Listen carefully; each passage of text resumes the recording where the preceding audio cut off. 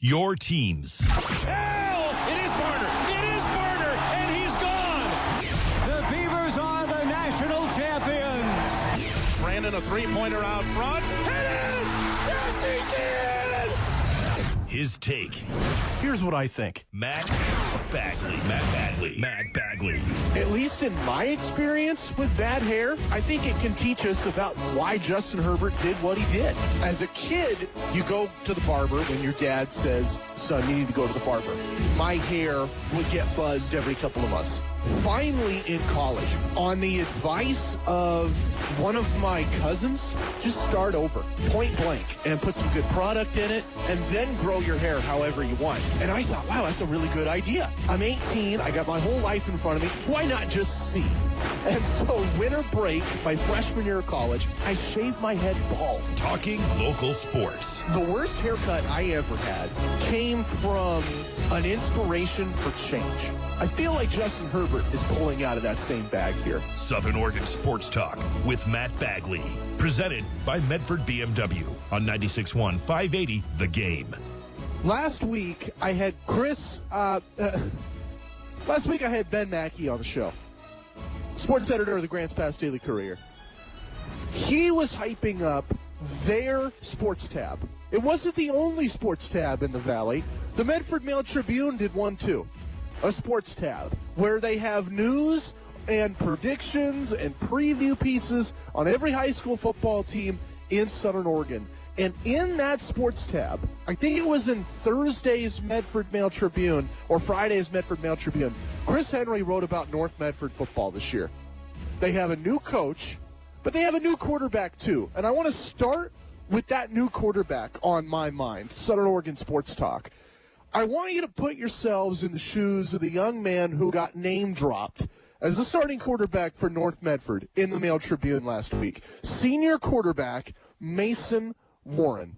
Now, I've talked about this on my radio show before, the life of a high school football player and the life of a student athlete playing high school sports in general, but I'm pretty sure his week goes like this. You go to church and you do all of your errands at home on the weekend, and when you're outside of school, you might have a second job that you got to do because mom and dad tell you you need it, right? You might be trying to get your driver's license on the side as well, right? So we're talking about a busy kid before you add football. And then there's practice. Got to impress coaches. Got to work hard. Got to stay healthy, got to stay fit. That means working out. That means lifting weights. That means eating right. I didn't do that when I was 16, 17 years old. Then you throw in school for someone like Mason Warren, starting quarterback at North Medford. Because remember, you can do all of those things, and mom and dad can love you. They can believe you're their little angel because you do everything right. And you're the choir boy at church, and you're a great quarterback in practice, and you're a leader in the weight room. Your coaches love you. But if your grades stink, you can't play on Friday night. So he studies, and he does his homework, and he passes his tests, and he keeps his grades up, and he gets to play football on Friday night as a reward for all of that. He gets to start for North Medford. He gets to don that red and black helmet and run out of the locker room with his teammates charging alongside and the cheerleaders chanting his name and the band playing the fight song in the background while he prepares to lead his team to victory.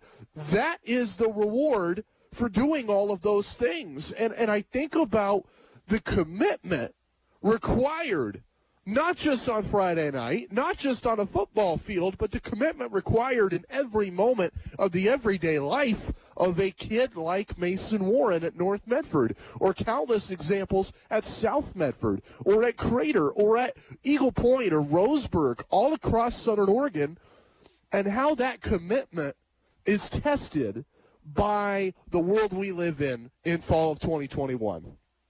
The opening week of high school football season in Oregon should have been a statewide celebration, should have been an opportunity for kids all over LeGrand and Portland and the Oregon coast, from Seaside to Brookings, from Medford to Roseburg and up north to Eugene to Corvallis to Bend to Klamath Falls. Should have been an opportunity for everybody to celebrate all that hard work, all that commitment and sacrifice that you make 12 months out of the year to live good lives. Football was going to be your reward. And football was going to be a reward for families and all the work they do to help their kids succeed. It was going to be a reward for communities, right? All the people that get to go to these games. I think about in Klamath Falls, when I worked in Klamath Falls, the little old ladies that would go to Klamath Union high school sporting events, like high school football games on Friday nights or high school basketball on Tuesday nights on a cold, icy night in mid-January, because they want to watch Klamath Union play Henley or Hidden Valley or someone in that league.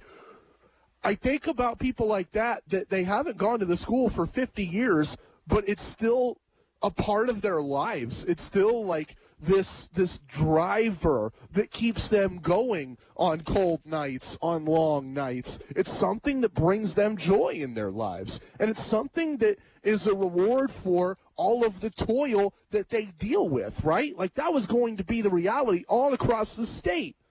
I feel for everybody, because that is not what happened this past weekend. Games were moved, games were canceled, and that reward, that light at the end of a tunnel full of anguish, is still a little bit further away in the distance. I feel for Mason Warren. I feel for everybody in the state Friday night. And I think about North Medford in particular. At first, the game gets moved because of air quality.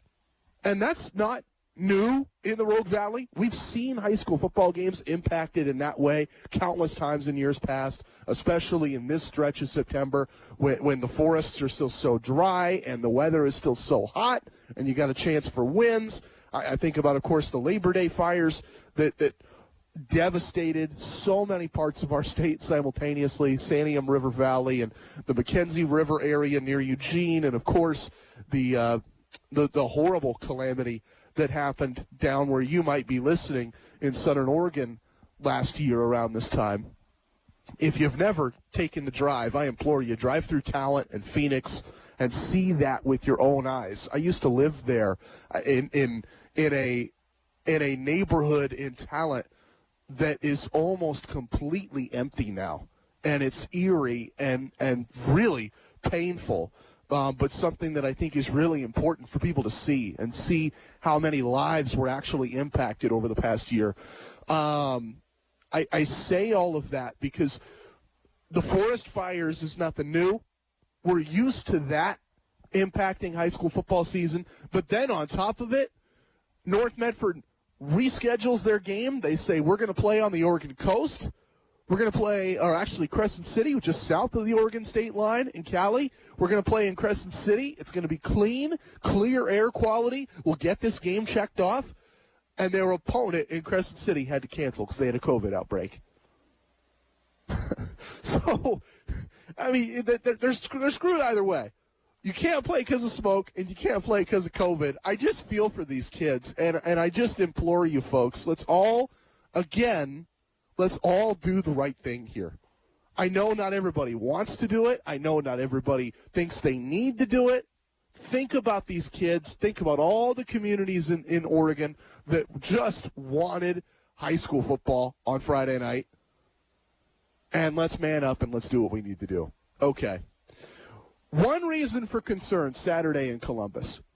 Let's start with the Ducks, because I think the single biggest question dominating the minds of college football fans in the Northwest after what they saw Saturday is how in the world can Mario Cristobal justify starting Anthony Brown again?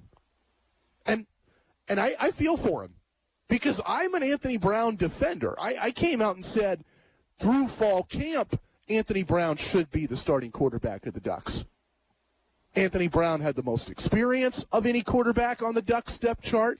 Anthony Brown had shown in prior games with the Ducks that he was at the time, I think the most capable, most trusted playmaker for the Ducks under center.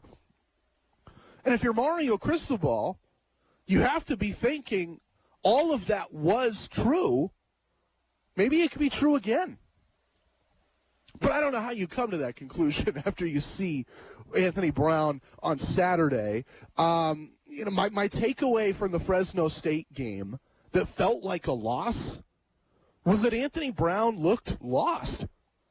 And I say that because if he missed throws and if he missed open receivers and if he held onto the ball a little bit too long and took sacks that were unnecessary and hits that were unnecessary, but he only had a year's experience under his belt, I'd say Anthony Brown looks inexperienced.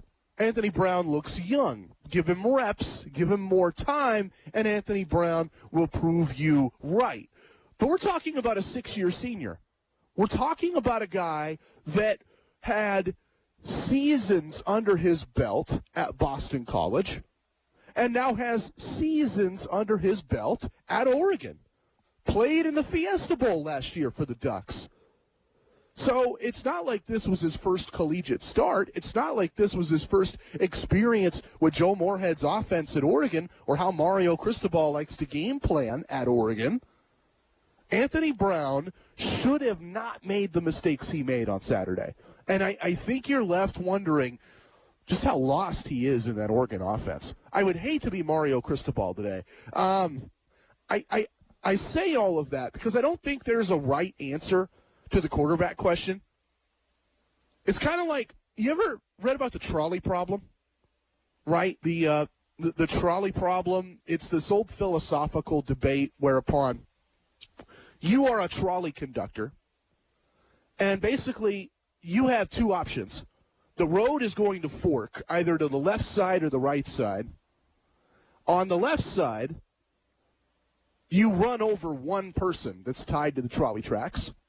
On the right side, you run over 5 people that are tied to the trolley tracks. So you have a choice. You can run over one person or you can run over 5. I look at it this way. You're going to kill somebody regardless. There's no right answers there. It's still terrible. It's still horrible, right? With Oregon's quarterback situation, they are either going to start a quarterback that is not a fit in this offense. Anthony Brown did not look like Oregon will need him to look. Last week I talked about the necessity of game management. Oregon has lines. Oregon has skilled players. Micah Pittman and Troy Franklin and Devin Williams will get open. C.J. Verdell and Travis Dye will get open in the screen game. Oregon will get open. Oregon will put their quarterback in a position to win the game if he just gets those skill players the ball, if he just takes care of the football, if he just gets positive yards, doesn't get sacked, doesn't get picked off. And Anthony Brown couldn't do that. Couldn't do it. So either they start someone in that precarious situation, or they start someone like Ty Thompson, the true freshman, who really has no experience in the Oregon system. Anthony Brown, for all of his flaws, again, is a sixth-year senior. Ty Thompson is green. Ty Thompson is totally raw. And I think it's a disaster waiting to happen if you throw the young kid to the wolves against one of the best teams in America, hostile territory in Columbus. That is a blowout loss waiting to happen. I hate to think about Mario Cristobal's decision today. Do you start Anthony Brown or do you start Ty Thompson? I don't know what he's going to do. I would begrudgingly start Brown, and I wouldn't feel good about it. I wonder what you would do. 541-630-4792. On Friday's show, I talked about predictions I have in store for the NFL this year. One that I feel the most confident about is that we will see a bevy of new playoff teams. Every year, the NFL averages 4 new playoff teams, give or take. Last year, that number was way higher. I think Well, I think that number's going to get even higher this year, and I'll tell you why. Southern Oregon Sports Talk, presented by Medford BMW. 96.1, 580 The Game. I need to go out and get a cheap costume, full mask, and deluxe backpack today. Sounds like you're trying to make a quick getaway. No, I'm just going shopping at the Magic Man. So you are making a quick getaway to the sale at Magic Man? Well, yes. If I don't get there soon, all the best discount costumes could be gone at 50% off. Plus, I want a mask for Halloween, and the kid needs a backpack for school, and... Wow, I want a cheap costume for me and the kid, too. Let's go now. It might be early, but Magic Man has Halloween stuff in all the time. I'm getting excited just thinking about Halloween, but the kid's backpack is a good idea, too. We could get some other stuff, too, if you know what I mean. The adult room is not out of the question. Make it down to the Magic Man for 50% off red tag costumes and 20% off backpacks and masks all month long. In Medford at the Bear Creek Plaza on Biddle and McAndrews. In Grants Pass at the G Street Plaza downtown. And the Safeway Plaza on Williams Highway in West Grants Pass. Hey, where did you go? I'm making the quick getaway to Magic Man. Rogue Valley Farm Equipment is hiring for a new mechanic now. If you're ready to get back to work, Rogue Valley Farm Equipment is offering competitive wages and a $500 sign-on bonus after the first 90 days. Rogue Valley Farm Equipment is growing their team and looking for a mechanic who specializes in tractor and farm equipment. Rogue Valley Farm Equipment is offering competitive wages based on experience. Drop your resume off today at Rogue Valley Farm Equipment, located at 6002 Crater Lake Avenue in Central Point. Adopt US Kids presents What to Expect When You're Expecting. A teenager. Learning the lingo. Today I'm going to help parents translate teen slang. Now, when a teen says something is on fleek, it's exactly like saying, that's rad. It simply means that something is awesome or cool. Another one is totes. It's exactly like saying, totally, just shorter. As in, I totes love going to the mall with Becca. Another word you might hear is jelly. Jelly is a shorter, better way to say jealous. As in, Chloe, I am like so jelly of your unicorn phone case. You don't have to speak teen to be a perfect parent. Thousands of teens in foster care will think you're, rad just the same. To learn more, visit adoptuskids.org. A public service announcement brought to you by the U.S. Department of Health and Human Services, Adopt U.S. Kids, and the Ad Council. Jim Rome is on CBS Sports Radio. The Phoenix Suns are good, really good, and extremely tough. They are built for this. Their offense is good, but they get after you on defense. They'll lock you up, and they will punish you in transition. I bring this up because the Suns were supposed to be a team that was inexperienced when it came to the playoffs. A team that was supposed to melt under all the pressure and expectation. They're that good, and they are that dangerous. Weekdays, 9 a.m. to noon on 96.1, 580 The Game. Southern Oregon Sports Talk with Matt Bagley. Talking local sports. Weekdays 4 to 6 p.m. on 96.1, 580 The Game. I got an NFL prediction to share with you this segment. First, I got some NFL news to share with you this segment. Let's say that, like me, you are a diehard pro football fan. You're the kind of person who's already thinking about what they want to eat Thursday night. I got some brats in the fridge. That's what I'm going to cook. You're the kind of person who's already got their Sunday morning, figured out to a T. I'm going to get my groceries at 7. I'm going to come back by 8:30, and I'm getting a Victor Rico's burrito. We have a Victor Rico's right by my house. I know Medford just added one, too. I'm getting that steak breakfast burrito, 8:30 in the morning. Wash that down with some fresh OJ that we bought on Sunday, and I'm going to watch all the football, right? You're somebody like me. Watching on television is great, but you can't always find your television. You're not always near the television. Like, I work nights. I work till 6, and I can't count how many times at 6 o'clock as I'm driving home, the game has already started.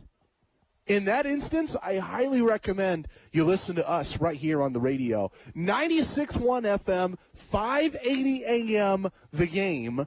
We got football. Every game. We got every big football game this year. We got every Seattle Seahawks regular season game. Coverage starts 2 hours before kickoff on game day. So, for example, we got the Seahawks pregame show bright and early, 8 a.m. this Sunday, followed by the kickoff at 10 with Steve Rabel. We've got every Thursday night football game. We've got every Sunday night football game, every Monday night football game. That's right, Raider fans.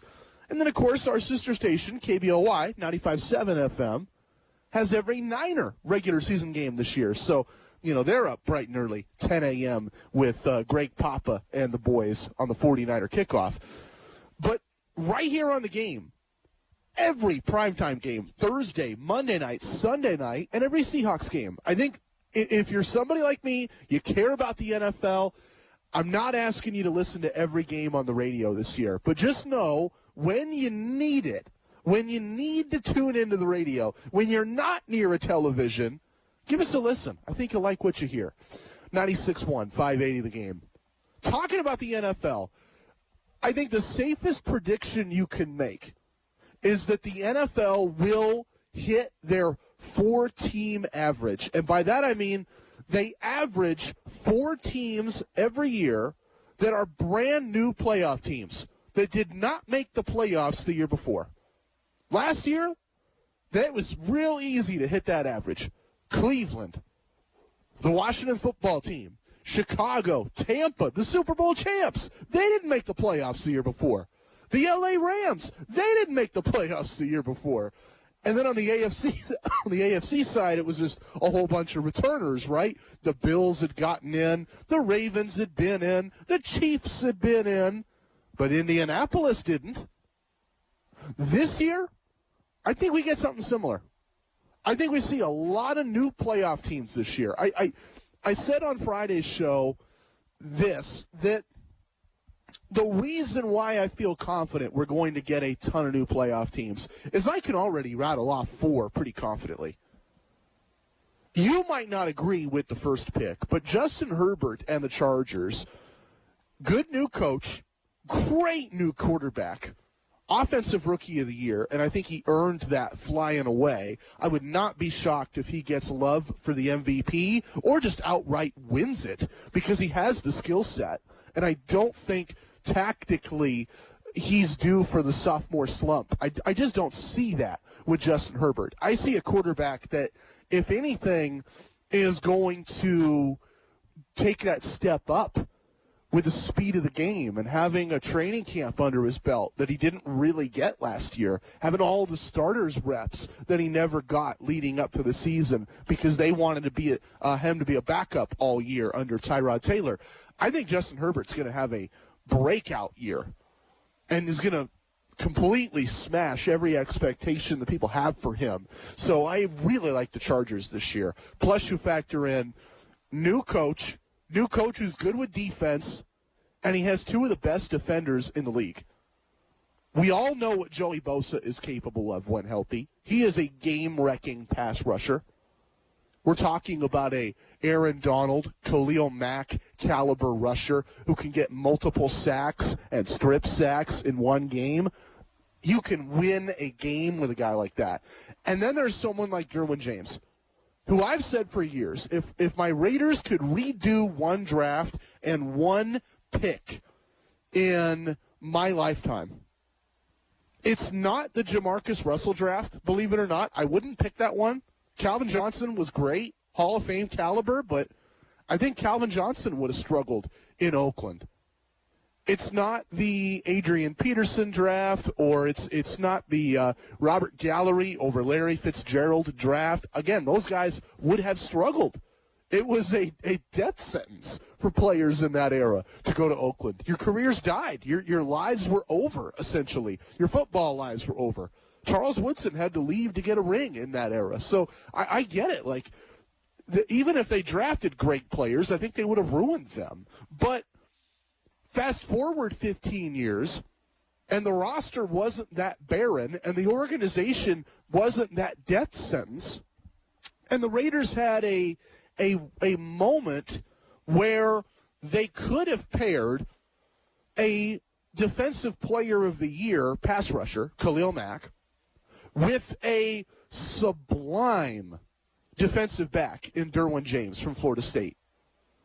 A Swiss Army knife who could be your strong safety, could be your deep safety in a cover one Seattle-style scheme like an Earl Thomas back in the day. Could be a Richard Sherman, big, strong, shut-down corner on the outside.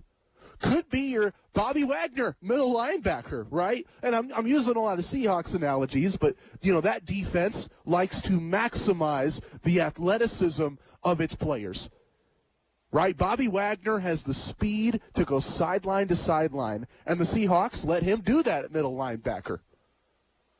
That's a defense that exploits the athleticism of its players. And Derwin James is a player you can exploit his athleticism. You can play him at safety and corner and linebacker. You can play him at edge rusher. I've seen the Chargers do that. I'm flummoxed to this day how the Raiders came to not draft Derwin James. How they looked at that and said, yes, we already have one transcendent defender. We don't need another. I will never understand that till the day I die. Their defense was It was with the best pass rusher in the game at that time.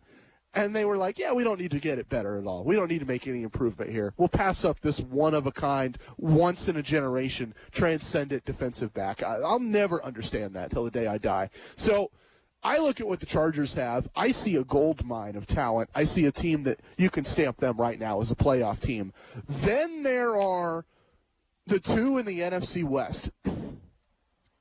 The 49ers, 2 years ago, with Jimmy Garoppolo, got to the Super Bowl. And not simply got to the Super Bowl, they bulldozed a path to the Super Bowl. They dominated Minnesota in the divisional round. They slaughtered Green Bay in the NFC title game. That was a bloodbath. Aaron Rodgers and the Packers had no shot after halftime. That was a bloodbath of a game. And they did it with Jimmy G under center. Even if Jimmy G plays all 17 or 18 weeks, I think it's safe to say the Niners are going back to the playoffs as long as they stay healthy. I have the Niners as a playoff team. Right on their heels, I've been banging this drum for years, and maybe I'm just missing this note. Maybe this is never going to come to fruition, but I think this is the year I really like the Cardinals to make the playoffs. This is a roster that addresses their weaknesses and fixes them. 2 years ago, it was defense. A year ago, it was offensive line. They've overhauled their defense. They've overhauled their offensive line, and they have the most threatening passing game in the NFL.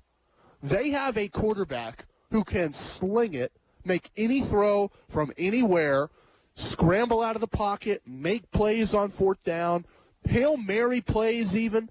They can do it all offensively. And I really think this is the year they put it together. I think you get a top 5 offense and a top 15 defense. You force turnovers in the top 10. You protect your quarterback, top 10 fewest sacks. I think Arizona goes to the playoffs. Last team out of my obvious 4. That's not the only 4, but the New England Patriots. And we'll talk about this later on in the show tonight. But there was a story that Mac Jones was teaching Cam Newton the nuances of the New England playbook. When a rookie is further ahead in the offense than a 10-plus year veteran, that tells me everything I need to know about that rookie and about that team heading into the season. Mac Jones is a genius, and the Patriots are going to hit right off with Mac Jones. They are going to thrive right out of the gates. And I'm not saying they beat the Dolphins week 1, though a lot of people are. Look at that line. Oh, a ton of people have jumped on the Patriots week 1. I get it. I see a team that wins the games they need to win in the AFC East. That means split with Miami. That means sweep the Jets and hope and pray that you can split with Buffalo, because they played them close the last few years. They had opportunities. They just couldn't seal the deal. And I think they win a bunch of games outside the division. I don't see them struggling outside the division. We're talking about Bill Belichick. We're talking about a defense that brings a ton of people back and an upgrade at the quarterback position. Those are my 4 obvious playoff teams. Chargers, Niners, Cardinals, Patriots. None of them were in the playoffs last year. Then you add in the potential for Joe Burrow in Cincinnati, or for Dak Prescott in Dallas, or for Jalen Hurts in Philly for good measure. I don't think the gap between Washington and the rest of that division is very, very big. I love Washington's D-line, but they only barely won that division, and they were the least stinky out of all those 4 putrid teams last year. Nobody over 500. So I think that somebody new could come out of there. For all we know, Vegas could have a great year. I'm not predicting that. Out of all the teams I put down as playoff teams, Vegas will be the last one, not simply because I don't want to jinx them as a fan, but because I just don't really believe in Vegas as a playoff team. But I get the argument.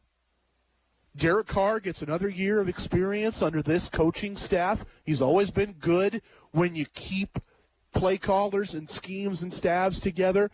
Then you factor in a younger offensive line, maybe not necessarily a better one, but the Raiders think so. They think that Alex Leatherwood and I'm drawing a name on the new center now, Andre James, there we go, are going to be more athletic. So, okay, all right, you could talk me into that. You could talk me into a revamped defense, and maybe Henry Ruggs and Brian Edwards, the young receivers, go off in year number 2. I think there's an opportunity for a lot of new playoff teams, and I'll leave the conversation there. College football reactions, I just spent a bunch of time talking NFL. I didn't get into the big story at hand, which is Oregon wins, Oregon State couldn't.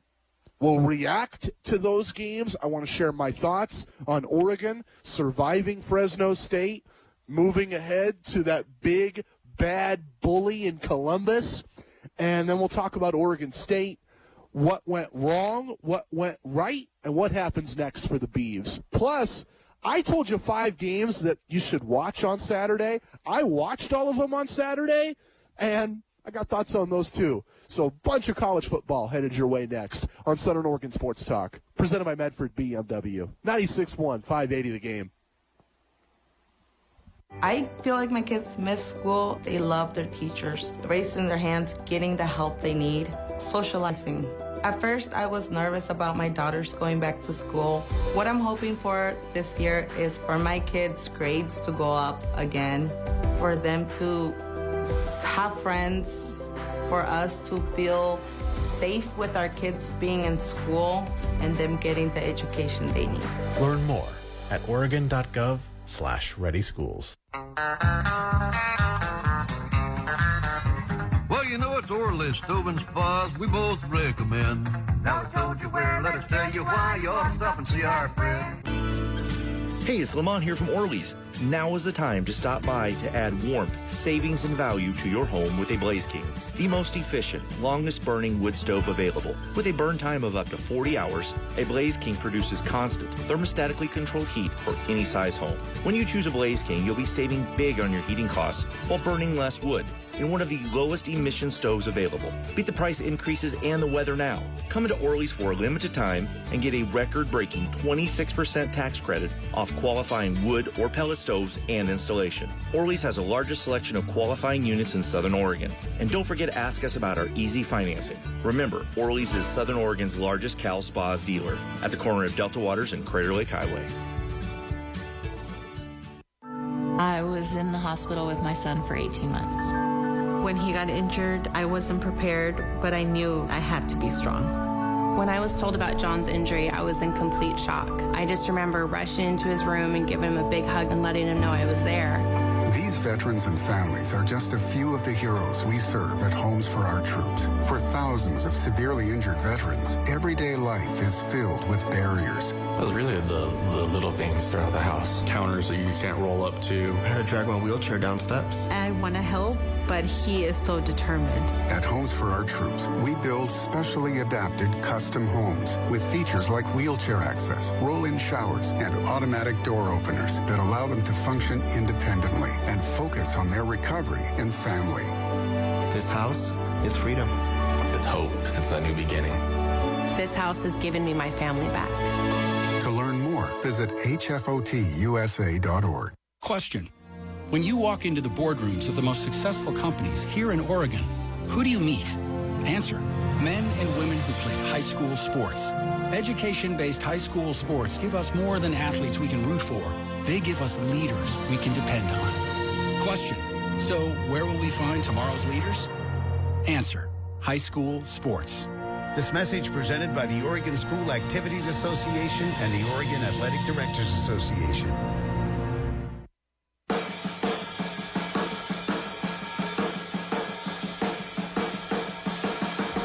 Southern Oregon Sports Talk with Matt Bagley. Talking local sports. Weekdays 4 to 6 p.m. on 96.1 580 The Game.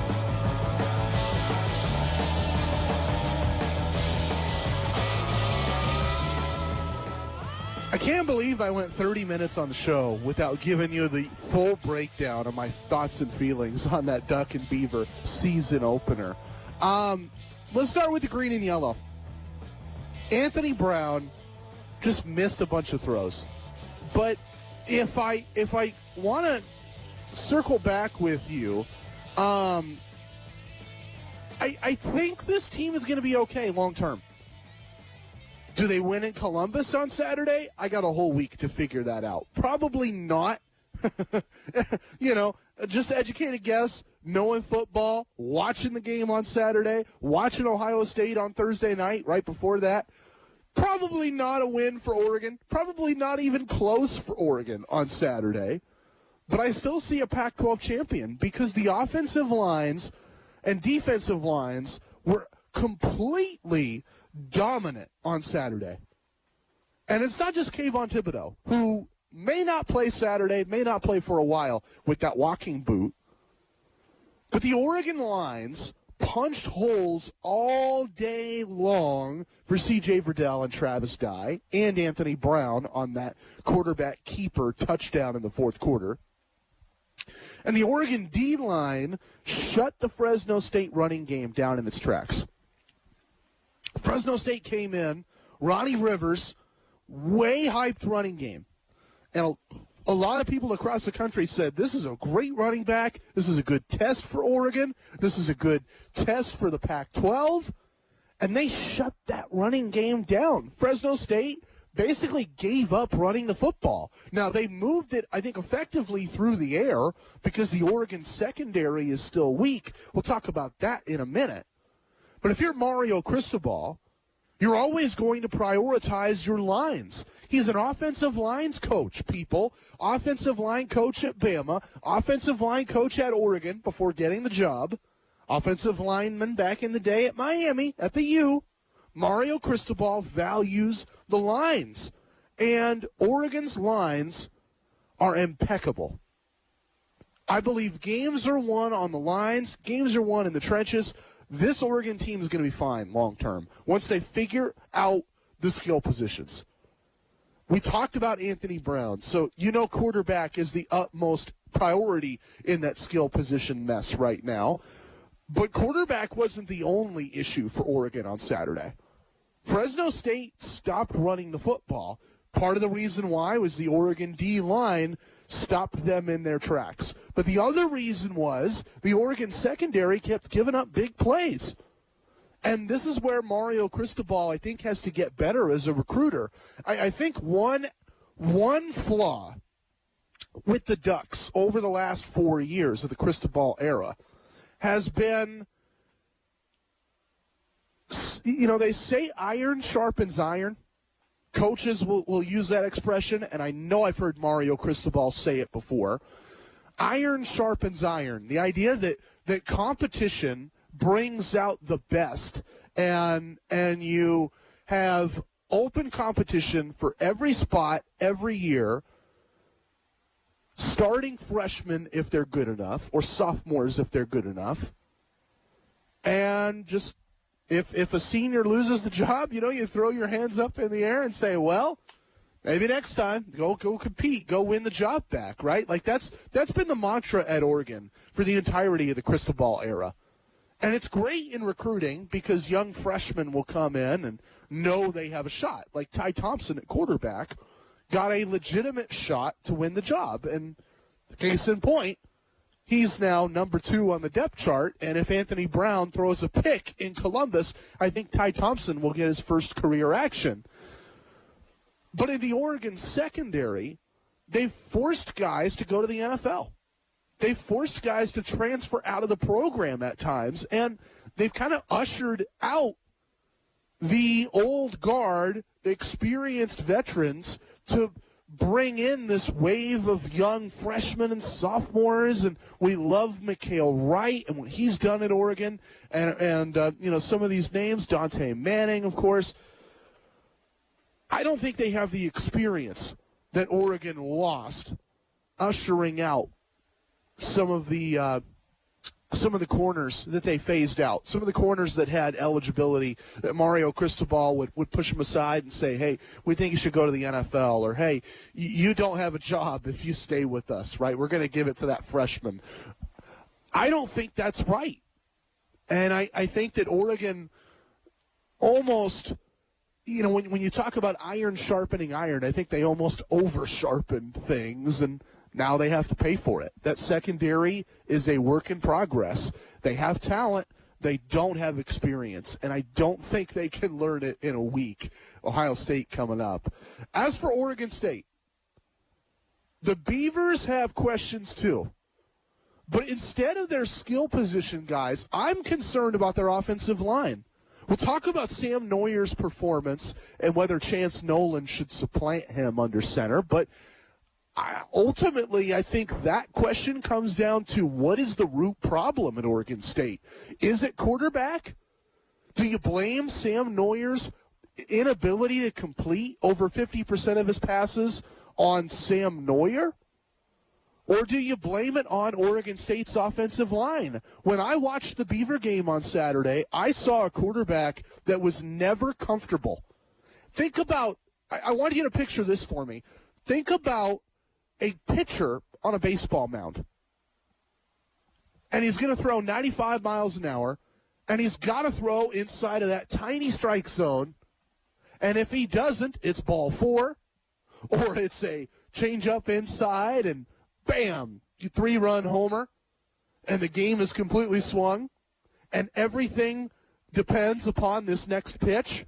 And I want you to think about what if, after the pitcher makes that throw, there is a 25% chance he gets batted.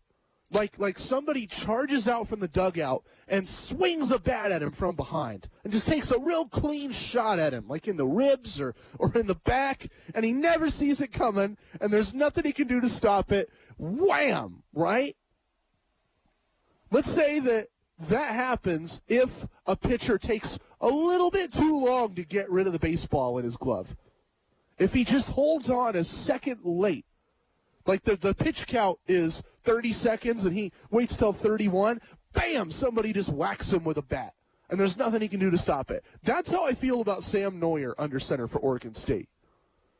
He's got a good arm, right? He's like a baseball pitcher. He can throw 95. He can fit that slider in through the zone, or, make the football analogy. He can laser in a throw on third down or loft in the little catch screen. He can flick the deep ball.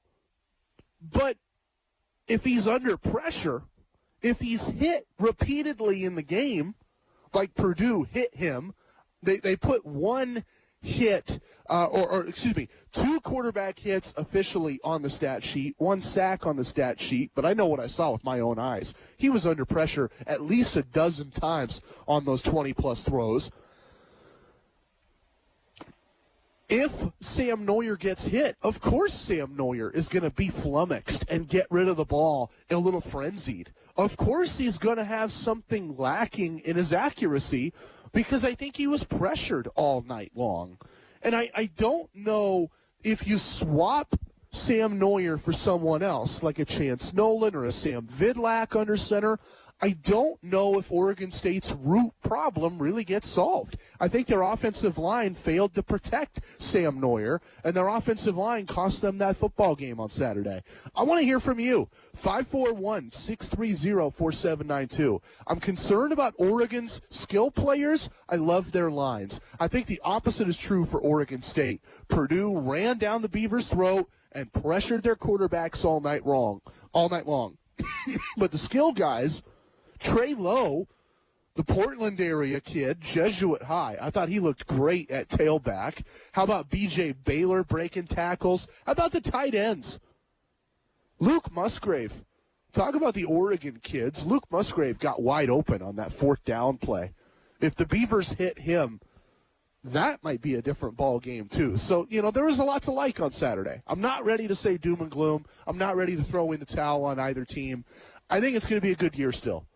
I don't know if Oregon beats Ohio State Saturday. I don't know if the Beavers make a bowl game now, but I think it's still going to be a fun year. I want to hear from you. 541-630-4792. We'll get your thoughts, and I'll share some more of my thoughts as we wrap hour number 1 here on the show next. My reaction to the most surprising game of the weekend. And maybe it shouldn't have surprised anybody. That's headed your way next.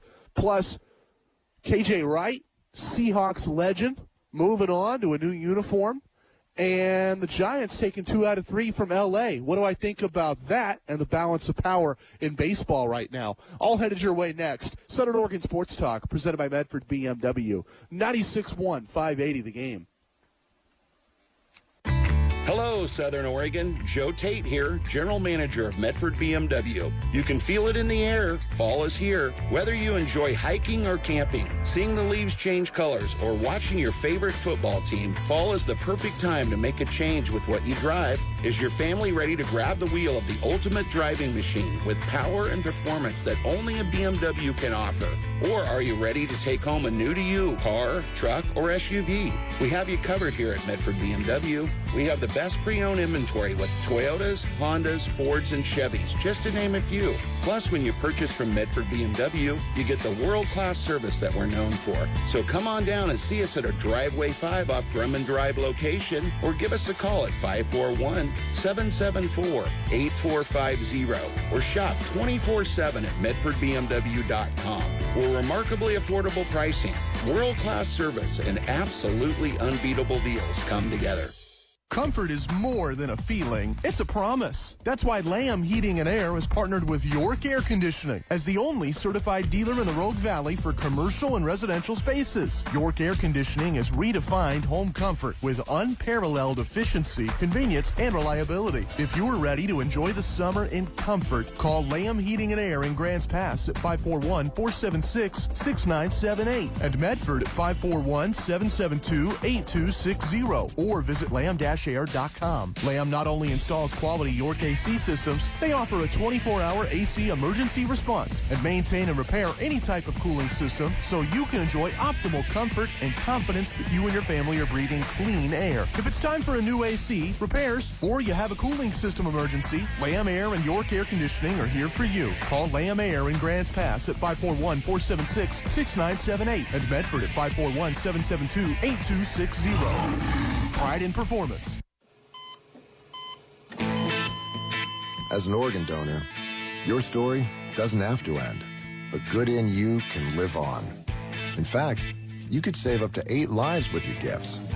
Your heart could keep beating. Your kidneys could keep filtering.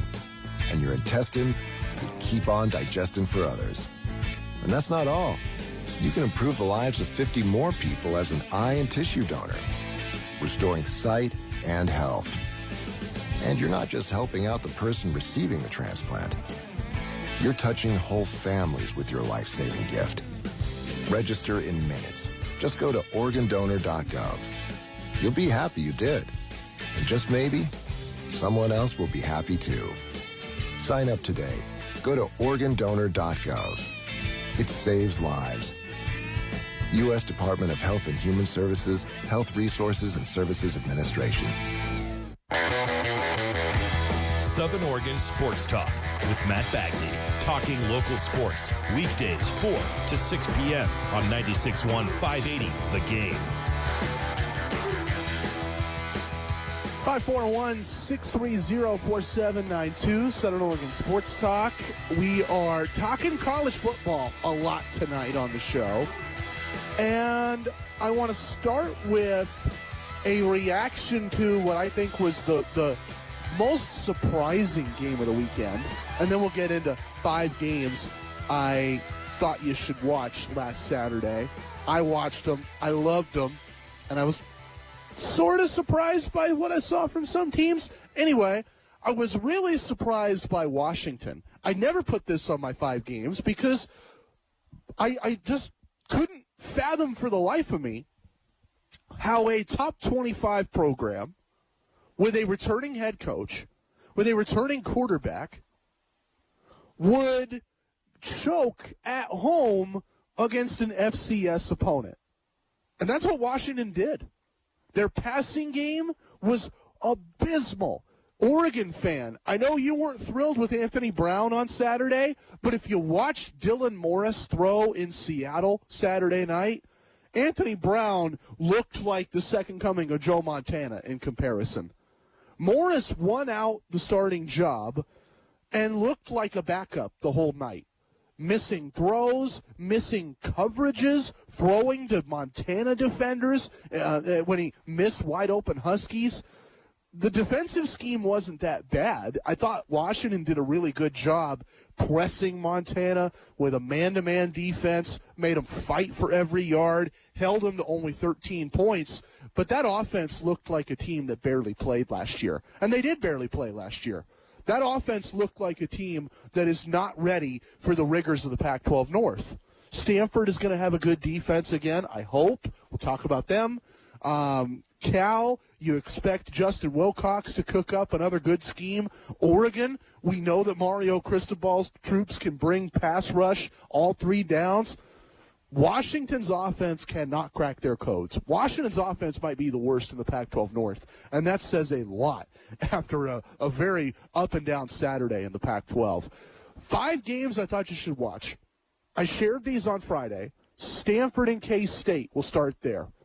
I think Stanford fans should be concerned. David Shaw should, in theory, have a lifelong job. He is beloved in the NFL, where he was an assistant before coaching in Palo Alto. I think that if he left Palo Alto, he would have offers to go to the NFL in a heartbeat, not to mention offers across college football.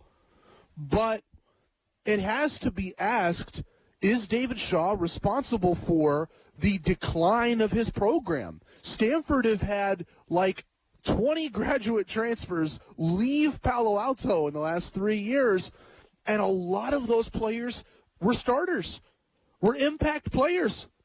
They've had quarterbacks leave early. They've had receivers and corners and D linemen transfer out and go elsewhere. And I think David Shaw's job security is in question because of that. Because it's one thing to recruit players. You can't really do that at Stanford. But you then still need to retain players. Mario Cristobal does it. Jonathan Smith does it. They keep the guys they want to keep. I don't see that at Stanford, and I think they got blown out on Saturday because of that. Some other of the games, 5 games I thought you should watch. Bama and the U, blowout. Alabama's for real again. Nick Saban's for real again. We can pencil in a college football playoff team as long as they stay healthy. USC and San Jose State. I warned you about this one. Watch out for San Jose State. Don't sleep on San Jose State. Trojan fan, were you worried at all in that game? It was close. USC started out sluggish. I want to watch more USC. I want to see if that was a feature or a bug, right? I want to see if USC starts out like that again and again and gets tripped up early in Pac-12 play. Or if that was just USC working out the nerves and the jitters week 1 in front of all the world to see. Still yet to be determined. Georgia and Clemson, my 3rd game on the list here, or 4th game on the list. Defense wins championships, right? We've always said that. Georgia's defense is championship caliber. There are still huge questions about JT Daniels and the offense. but the defense checks us off the boxes. I can't wait to see that team in SEC play against the rigorous defenses that top the country. Last of the 5 games, I had so much fun watching this. How about Chase Cota, South Medford star wideout back in the day, blocking and driving players into the turf on long runs, and then getting a touchdown pass in the second half as the Bruins pulled away. How about that? How about Chip Kelly, the legendary coach of the Ducks that leaves for the NFL, gets kicked around, fired from Philly, goes to the Niners, lasts for the blink of an eye, and then he's fired.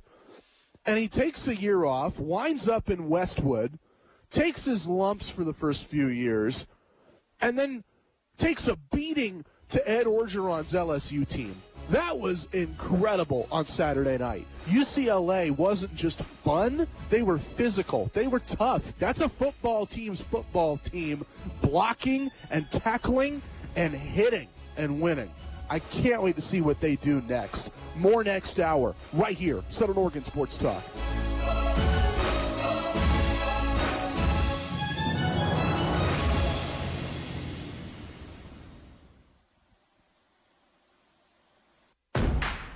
It's the Hyundai Getaway Sales Event going on right now at Butler Hyundai. We have over 60 new vehicles ready for your next adventure. At Butler Hyundai in Medford on the corner of Crater Lake Highway and Vilas Road. I'm Kyle Ellsworth, Hyundai Sales Manager. And here's a few highlights of our new selection. 11 new 2021 Elantra sedans. 10 new 2021 and 2022 all-wheel drive Kona compact SUV. And if you're ready to check out an electric vehicle, we have 3 Kona EVs here too. 13 award-winning sedans in the 2021 Hyundai Sonata, all with 0% financing for 60 months and no payments for 90 days. 12 new 21 Hyundai Santa Fe, Hyundai's full-size SUV, and 4 beautiful Hyundai Tucsons. Don't forget, all new Hyundais come with a 10-year, 100,000-mile powertrain warranty. Stop by or visit us online at butlerhyundai.com. 2021 Hyundai Sonata. Financed through Hyundai Motor Finance HMF to qualified buyers. Minimum 720 credit score required. See dealer for details. Offer ends 9/8/21. Commissioner Roberts, whether it is drought or supply chain issues, water seems to be the new issue here in Jackson County. The job for the Board of Commissioners is to be at the table for the policy decisions, to not leave it to non-government organizations with an agenda. I think we need to be there to preserve our water for the health, safety, and welfare of our residents. Your Jackson County Board of Commissioners asks that you join them to conserve water, prepare, and sign up for emergency alerts. Visit jcwildfireandsmoke.com and learn more. The Alzheimer's Association and the Ad Council present the story of Cynthia and Ed. My mother was always very active and independent, and she was familiar with her neighborhood. But one day, out of the blue, she stopped at the stop sign for much longer than usual. And she didn't know whether she should go forward or turn or just stay at the stop sign. She wasn't even really sure where she was at. She was very concerned. It was very unsettling for her. It's important for you to talk to someone about it, to bring the family in on it. I felt so much better after my son told me, Mom, I don't want you to worry or be afraid. I'll be there for you and we'll figure it out. When something feels different, it could be Alzheimer's. Now is the time to talk. Visit alz.org/ourstories to learn more. A message from the Alzheimer's Association and the Ad Council. Opinions? Zach Gelb's got them. Hearing Russell Wilson say that he never wanted to leave Seattle, that's like me saying, hey, I'm going on a diet. I don't want ice cream. But Ryan, if you're in an ice cream store and you see vanilla chocolate, Ben & Jerry's fish food, and then chocolate chip cookie dough, I don't want it because I'm trying to lose weight. But if you see those 4 ice creams, go ahead and bring them to the office and maybe we'll have a little ice cream party.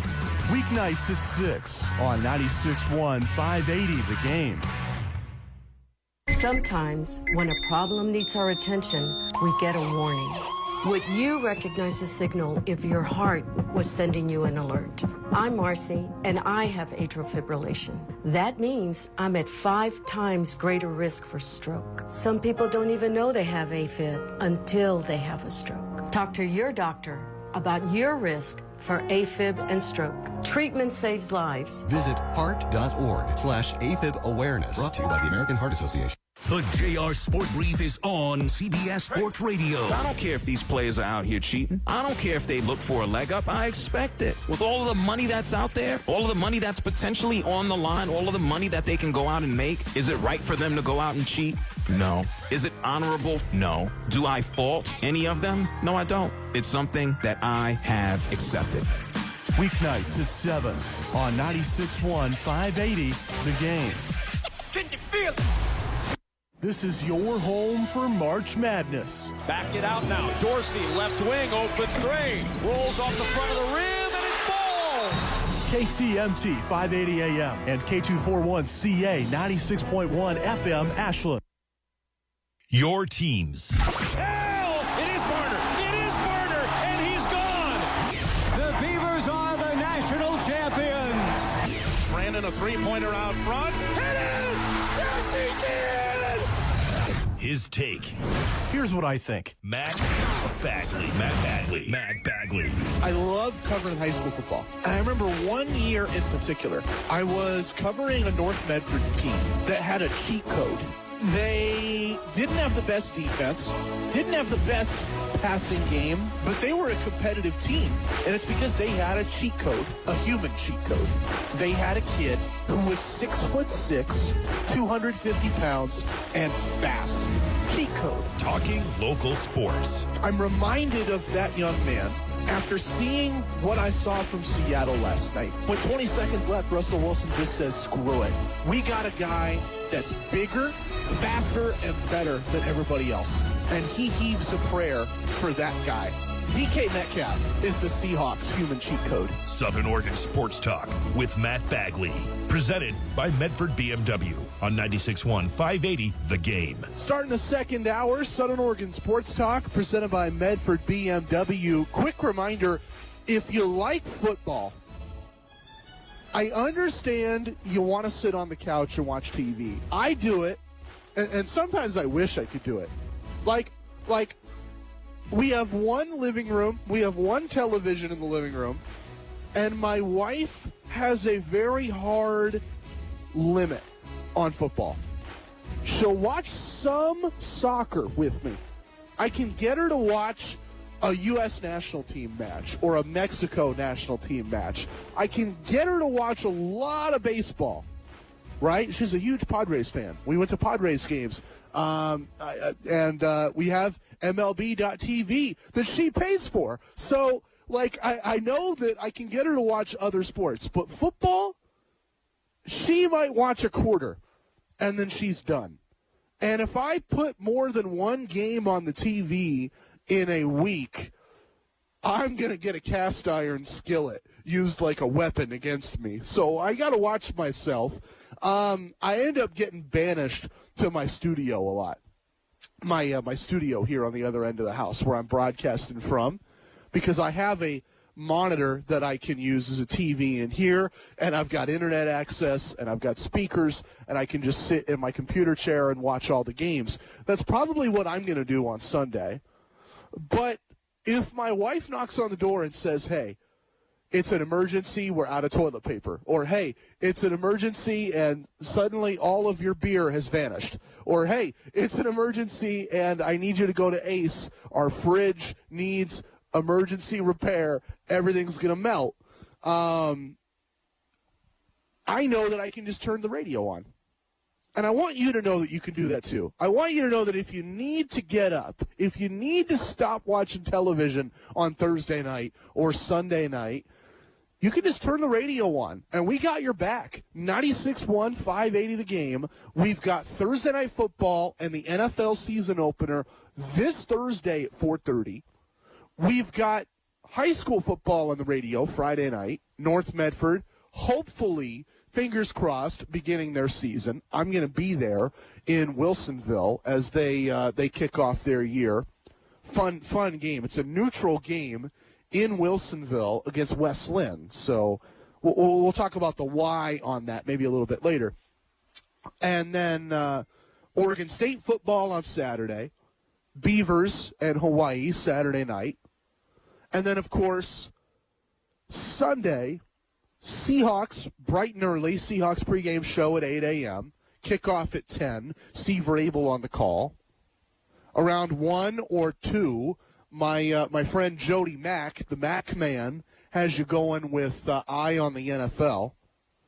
And I believe, what's his name? The guy that used to do the updates on Jim Rome's show on the Smack Off the one year, Rich Ackerman, a.k.a. Rich Smackerman.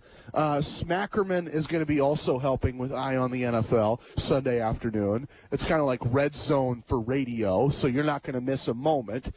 And then at 4:30, we start our coverage of Sunday Night Football. So if you want to watch a game and you can't, just turn the radio on, and we got your back. 96.1, 580 The Game. Thursday Night Football, Sunday Night Football. We got high school football on Friday night, college football on Saturday night. It's going to be a football heaven this week on the radio dial. 96.1, 580 The Game.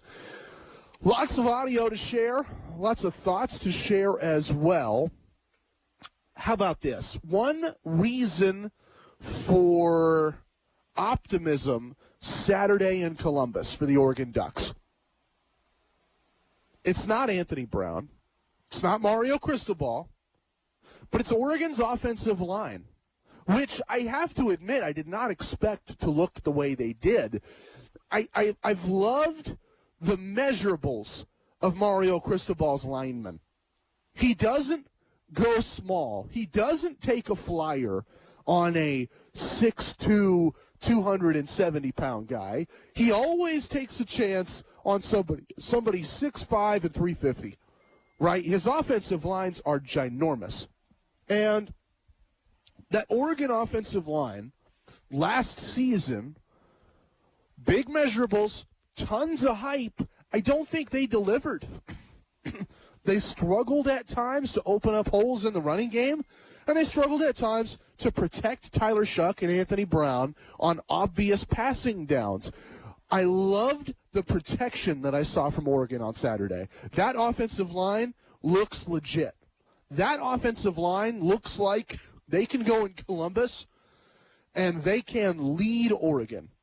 Now, I'm not saying Oregon wins that game. I don't think you can take that prediction. I don't think you can say Oregon wins that game after what you saw Saturday. Anyone that looks at that performance and honestly says this is a team who goes into Columbus and beats one of the best programs in America is kidding themselves. But I think Oregon's offensive line, when you look at the success Minnesota had last Thursday against Ohio State, and you look at the success Oregon had on the ground on Saturday, running with C.J. Verdell and Travis Dye and running behind offensive linemen that were forcing their way to the second level with ease on every play, I see a game plan. And I think the next question for Oregon is, when Ohio State adjusts that game plan, can Anthony Brown or Ty Thompson, anyone who's under center, make the plays that they need to make to force Ohio State into the next adjustment and to move the ball and to score in the end zone and to really make a football game out of it. The Buckeyes will stack the box. They will shift their alignment on the line. They will do all sorts of tricks to get that Oregon offensive line stalled. And if you can't throw, you can't beat them. If you can throw, you have a shot to beat them. So reasons for optimism, that Oregon offensive line, beautiful stuff. They look awesome. They look legit. 541-630-4792. How about this? How about three things I think heading into week one? And we'll just go one at a time here. Let's start with this one. And I brought this up on the show, I think, if not last week, the week before. But I'm sharing it again because I just can't believe this. There's an internet meme that has this bald guy with kind of like a 3-day scrubble and a real scruff on his face, like a 10-year stare in his eyes. And the internet meme goes like this. It flashes that picture and then says, "The worst person you know just made a great point." It's like, I think it's an Onion headline from like 5 or 6 years ago that everyone just runs with like wildfire. But I think about that meme. The worst person you know just made a great point. When I think about this, as said by Jerry Jones on the Cowboys flagship radio station a couple weeks ago, he was asked about COVID, the Cowboys, and his thoughts on how his team have handled the pandemic. The worst person you know just made a great point. Jerry Jones. Everyone has a right to make their own decisions regarding their health and their body. I believe in that completely. Until your decision as to yourself impacts negatively many others, then the common good takes over. And I'm arm-waving here, but that has everything to do with the way I look at our team, the Cowboys, or the way I look at our society. We have got to check I at the door and go forward with we. You Dallas Cowboys are doing that. We've got to check I at the door and go forward with we. 3 things, I think, heading into week 1. I'm starting here. The worst person you know just made a great point. Jerry Jones was right. Jerry Jones made a great point about all this. NFL players might not care about their families as much as you or I do, right? They might not care about their neighbors as much as you or I might do, but they care about their jobs, and they care about their teammates in those jobs and their ability to be there for their teammates. NFL players fight through injuries. NFL players hide injuries. They do everything they can to get on the field on Sunday and go to battle with their teammates. And if they don't do what they need to do in this pandemic, they won't be able to. Jerry Jones talked about that. We got to put I before we. I think about Adam Shaheen with the Dolphins, a promising tight end prospect that, he said, hey, I'm not going to comply. I'm not going to take any part in this. Now Adam Shaheen is in the protocols. Cole Beasley, of course, said that a month ago, 2 months ago, and Cole Beasley has missed time in training camp. Carson Wentz, same story. He had a thing last week where he tries to explain to the media why he's taking his personal decision, and ultimately he's just explaining to the media why he felt it was okay to miss 10 days of practice before the opening kickoff. Jerry Jones was right. If these players want to be there for their teammates, if they want to be the best teammates they can be, they need to get serious. They need to get serious about vaccination here. I really believe that heading into week 1. The teams that got serious are going to have a huge advantage. I believe the teams that have higher rates are going to be teams that see fewer players miss time, and you're going to see fewer losses. Now, and I understand, yeah, sure, there are breakthrough cases. I'm not a doctor. We're not going to spend an hour on the show talking about that. But when in the NFL rule book, their policies dictate that if you are vaccinated, you miss less time. You are quarantined from your team for less time than if you aren't vaccinated. I think it's obvious you should get vaccinated just for that alone. We've seen 3 examples of that this week, and I think Jerry Jones was alluding to that in those comments. One reason for optimism Saturday in Corvallis. We'll talk about Oregon State's chances against Hawaii as they try to get a rebound in their first win of the year. I've got audio from the Bay Area and the 49ers. I've got audio from the Pacific Northwest and Seattle. And let's talk about fandom. Who's your favorite player that you irrationally love? Like, if you're a Niner fan, I think it's rational to love Joe Montana or Jerry Rice, Hall of Fame players. It's not quite as rational if Tom Rathman was your favorite Niner of all time. But if he is, I want to hear why. Or like, as a Raider fan, I guess the other way to talk about this is I love Derek Carr and Khalil Mack when he played for the Raiders, and Amari Cooper when he played for the Raiders. But I don't own a Khalil Mack jersey or an Amari Cooper jersey. I do own a jersey of a former Raiders kicker. I irrationally loved that player. I want to know who your irrational favorites are. And then we'll talk about one that I think Seahawks fans all have, and one reason why they might not be feeling that great this week. Southern Oregon Sports Talk, presented by Medford BMW. 96.1, 580 The Game.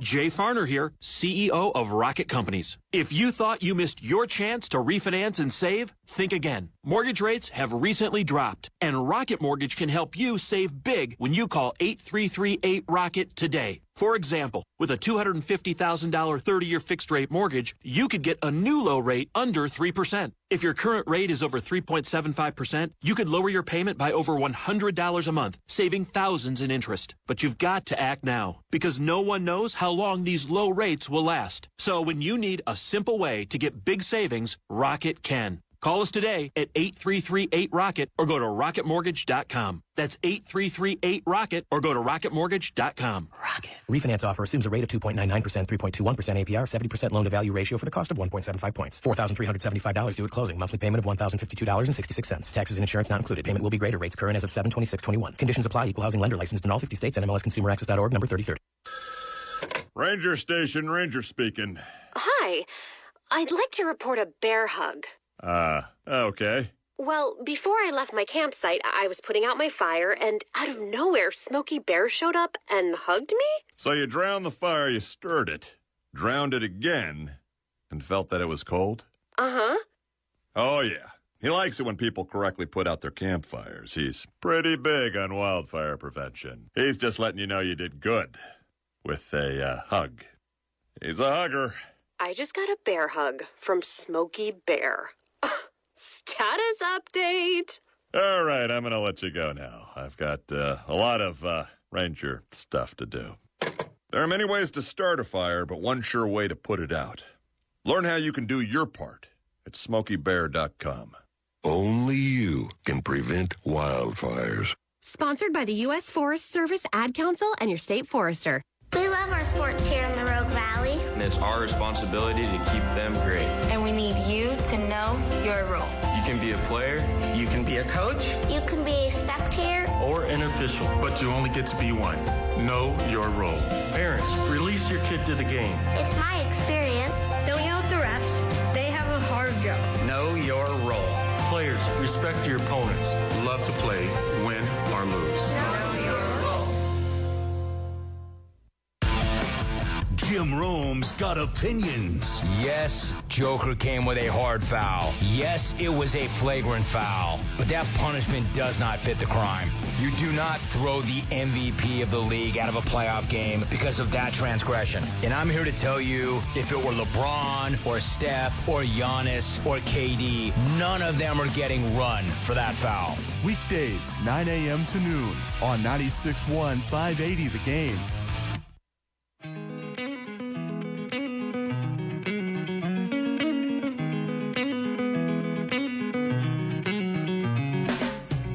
Southern Oregon Sports Talk with Matt Bagley. Talking local sports. Weekdays 4 to 6 p.m. on 96.1 580 The Game. 541-630-4792. Tell me, growing up, rooting for your favorite team, did you have a player you irrationally loved? I'm not talking about if you were a Niner fan and you loved Jerry Rice and Joe Montana. Those guys are Hall of Famers, gold jackets walking among us. Of course you loved them. But, like, I'm thinking the kid with a Tom Rathman jersey among us. Or if you're a Seahawks fan, maybe you were way, way, way into a Matt Hasselbeck or a Seneca Wallace. Or as a Raider fan, I can tell you this story. I have a lot of Raider jerseys in my closet. I do not have a Khalil Mack jersey, even though he was at one time Defensive Player of the Year and a bona fide superstar. I do not have an Amari Cooper jersey, even though I think you can argue he's one of the top 10 receivers in football. I do, however, have a Sebastian Janikowski authentic jersey. because I irrationally loved Raiders kicker Sebastian Janikowski. Was he the best player on our teams? No. But he was my favorite player for a few years. And I think Seahawks fans feel that way about K.J. Wright. I think the Seahawks fans feel that way about K.J. Wright. Someone that in the linebacking room is never going to be the alpha. That's Bobby Wagner.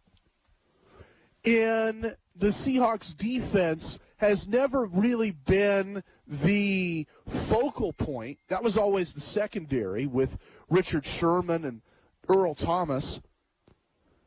On the roster, of course, when you think of captains, you think of Russell Wilson. When you think of impact players, you think of so many other positions than K.J. Wright in the Seahawks linebacking core. And yet, K.J. Wright is beloved in Seattle. And I've read so many pieces from Seahawks fans and thoughts from Seahawks fans. I think Pete Carroll said it best. He was asked in practice today his thoughts on K.J. Wright signing with the Raiders. Yeah. K.J. Wright has been an incredible Seahawk and been an incredible man in this community as well. There aren't enough words to talk about the kind of person that he is, the great competitor that he is, the wonderful contributor. He's been to the program for 10 years, and we had a blast together. I love KJ, and we fortunately were able to through the process, we stayed together on it and talked through it, and he as he made his decision, this was a good choice for him at this time, and so he jumped at it. But, I mean, KJ will always be, I don't know how long he can play there, but he'll always be the Seahawk. That's how Pete Carroll feels. I think a lot of Seahawks fans feel the same way. This is a guy, I don't know how much he has left in the tank for Vegas. In fact, I think if you just look at the transaction list and you write down that Seattle gets second-year linebacker Tanner Muse off the waiver wire, and Vegas gets a guy over the hill, over the age of 30, pretty much ghosted by the league in free agency, K.J. Wright, you have to think Tanner Muse will have a more productive future 5 years than K.J. Wright will have in the NFL. But all that said, Seahawks fans are bereft that K.J. Wright is no longer a Seahawk. He is an irrational love on that team, and I think there has to be something for that. You just have guys on that team that you just wish you could keep forever. They wish they could keep K.J. Wright. Unfortunately for them, they can't, and we'll see if Vegas can make him regret that. Southern Oregon Sports Talk, presented by Medford BMW. One reason for optimism Saturday in Corvallis. It wasn't like the Beavers got blown out in that game. It wasn't like Purdue completely outclassed them. This was a game where Oregon State made plays. In the first half, Jonathan Smith dialed up trick plays. In the first half, Jonathan Smith dialed up, I thought, a bevy of different run plays, gut runs up the middle and pitch sweeps to the outside and quarterback keepers, read option plays. Oregon State made plays on Saturday. They had opportunities, but Purdue just made more plays. Sam Neuer versus Chance Nolan, I think that question is bolstered by the fact that no matter what decision Oregon State makes at quarterback on Saturday, they aren't that far off from a winning team, right? Like, let's say Nolan has a little bit more success, and I think protection will play a part. Let's say that they start Chance Nolan, and Chance Nolan hopefully takes a couple fewer hits than Sam Neuer took on Saturday. I think Oregon State showed you enough to suggest they win. I like the young backfield. B.J. Baylor bolstered by Trey Lowe, the Jesuit running back. Just wait till Demir Collins gets his run in that backfield, by the way. Jefferson High up in Portland. I loved the tight end room. I've picked on the decision for Oregon State to sign Tegan Cotoriano a few years ago. There were some murky stories. There were some bad headlines, and I did not feel like that was a high character player that you could bring into the program. I've never heard a bad word once you signed up in orange and black. So I got to wash my hands of that take, and I got to say, he's a stud. Luke Musgrave is a stud. That personnel grouping, one back, two tight ends, is going to be a real matchup nightmare in the Pac-12 this year. And if Oregon State can protect their quarterback, that is a team that makes enough plays to win. I know they beat Hawaii on Saturday. I know they beat Idaho the next Saturday. And now you just have to ask yourself, will they grow enough? Will they fix that offensive line enough in the next couple of weeks to match up with USC late September in a big Pac-12 tilt? We'll see. Right? We still got time to figure that out. But I feel optimistic about Oregon State, even in the loss on Saturday. Wrapping up this segment, then we'll move on to some more things. 3 things, I think, heading into week 1. We talked about Jerry Jones last segment. Now let's get into Mac Jones.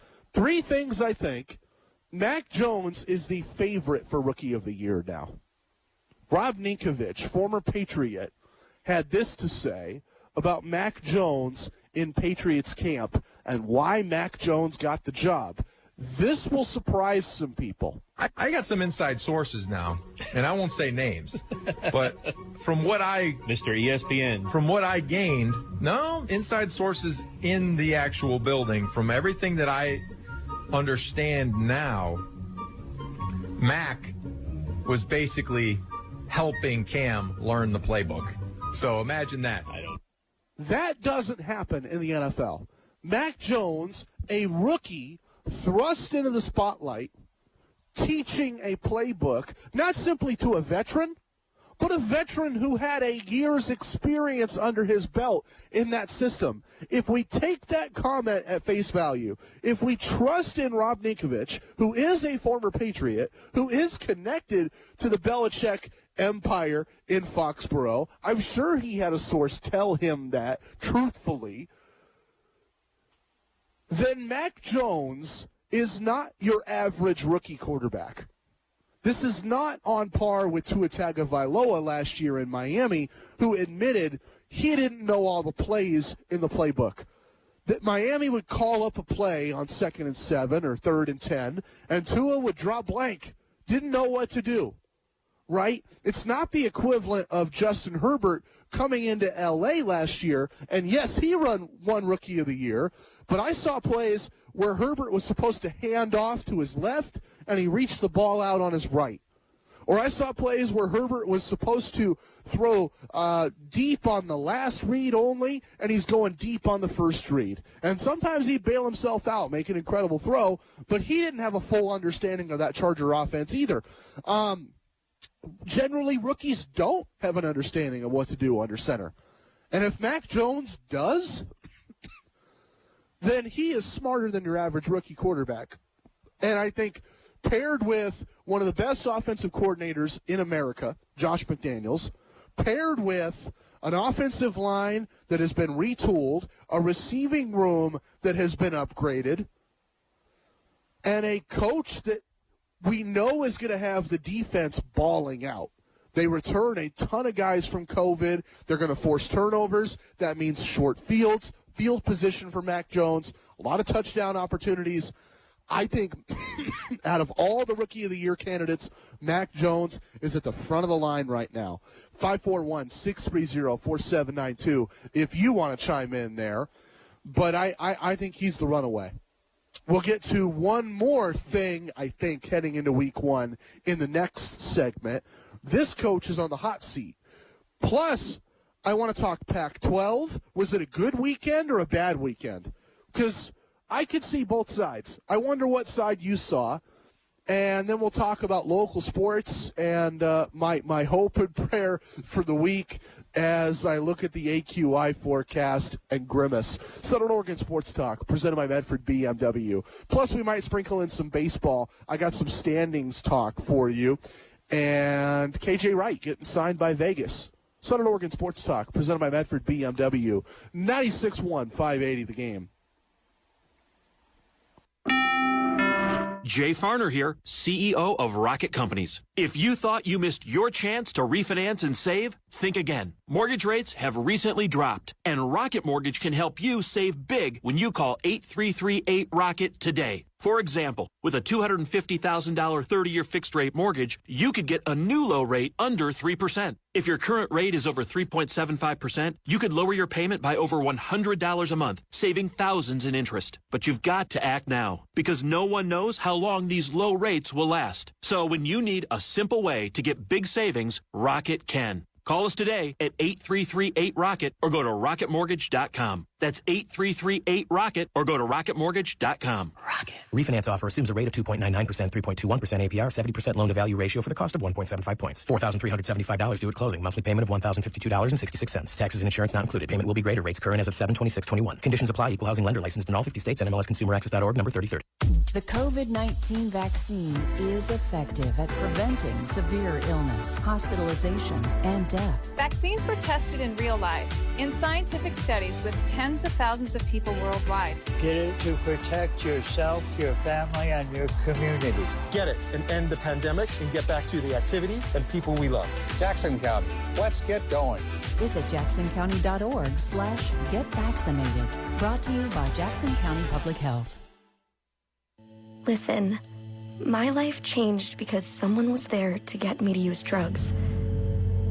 No one can understand. Whether or not they've struggled with addiction themselves, people seem to think that having someone who will listen is gonna help make it better. I'm realizing that I need help. I'm listening. I need help. I'm realizing that I think that having someone who will listen is going to help make it better. Whether or not they've struggled with addiction themselves, people seem to understand. No one can get me to use drugs. My life changed because someone was there to listen. 1 in 7 Americans will struggle with addiction during their lifetime. Want to know how you can help?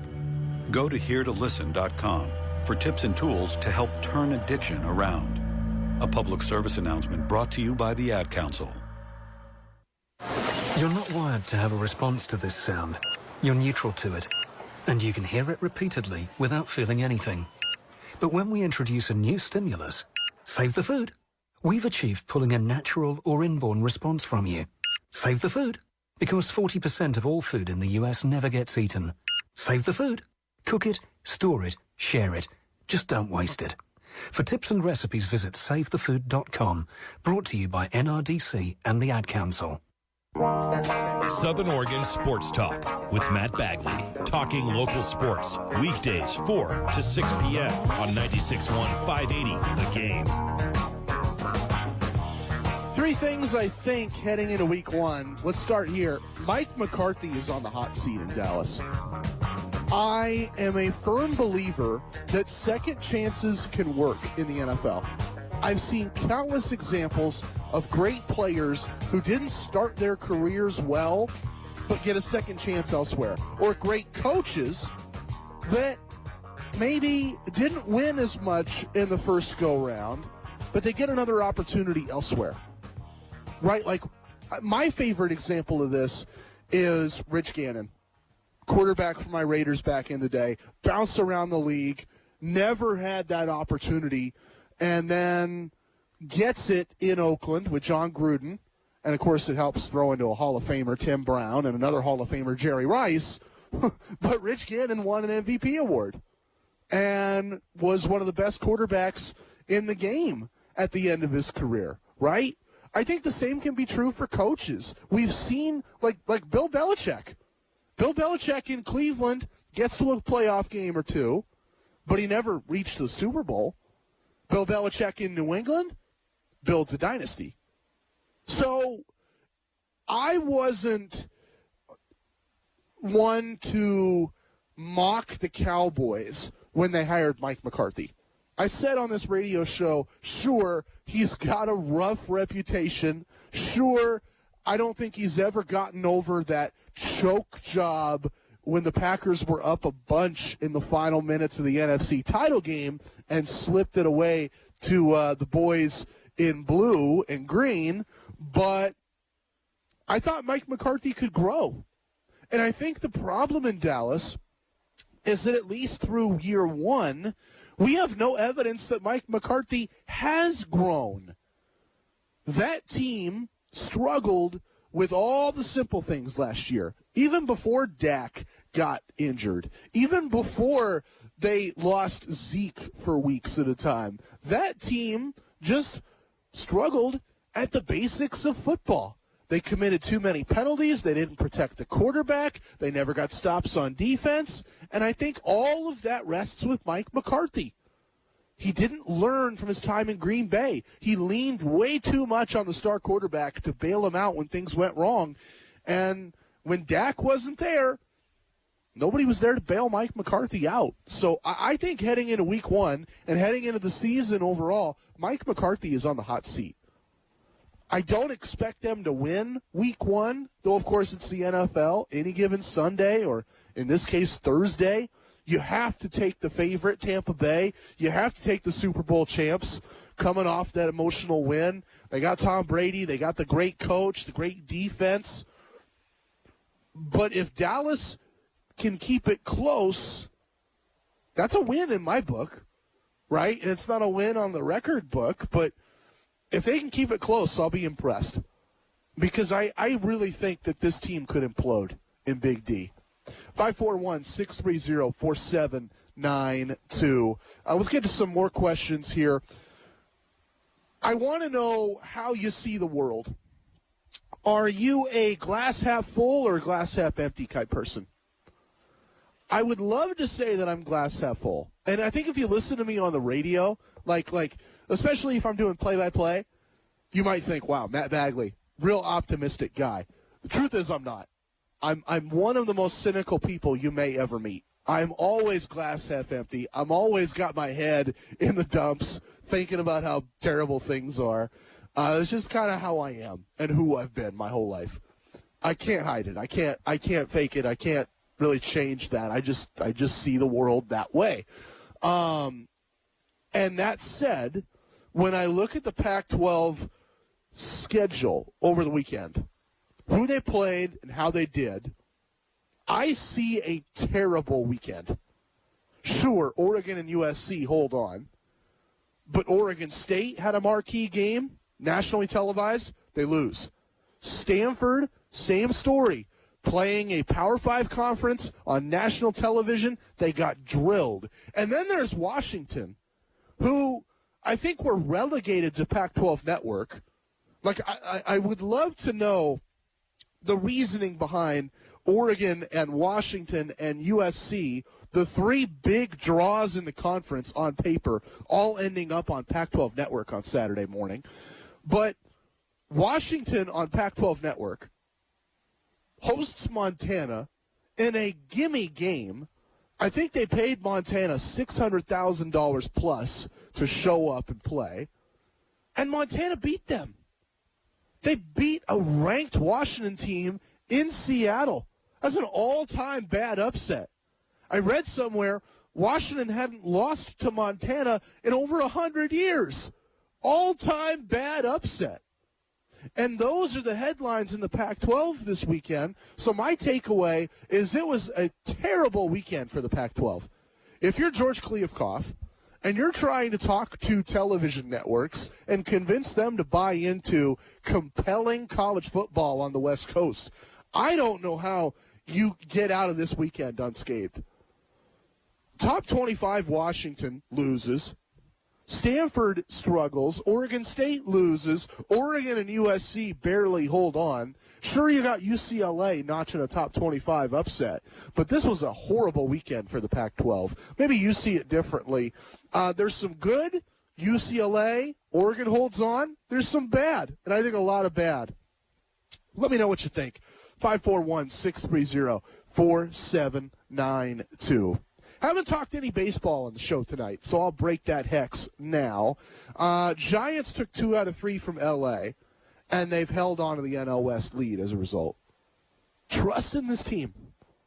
On paper, they should not be in the position they are in. On paper, this team should not keep holding on to the best record in the NL. But they are the best team in the NL because they win games like that in that series, taking 2 out of 3 from LA.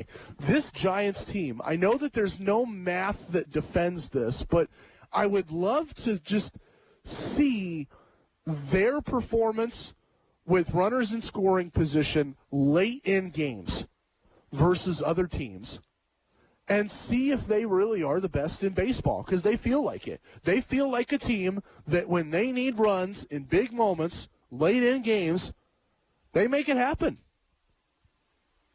And I think that's a skill that goes really far in the playoffs. Every pitch matters, every moment matters, and if you can handle that pressure, then you can win in the playoffs.